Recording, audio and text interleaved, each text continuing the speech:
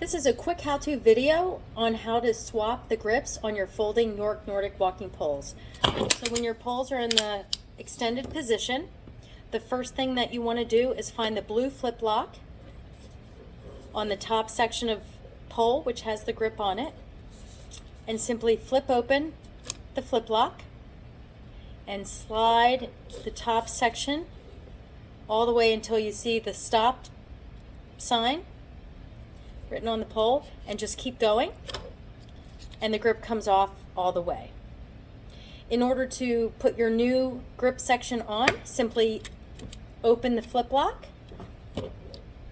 insert the top of the folding sections all the way until the grip that you like to use it at, and then simply close the flip lock. Make sure that you have a little bit of a snap. If you don't, open that flip lock righty-tighty a quarter of a turn, and then try again. That was a good snap.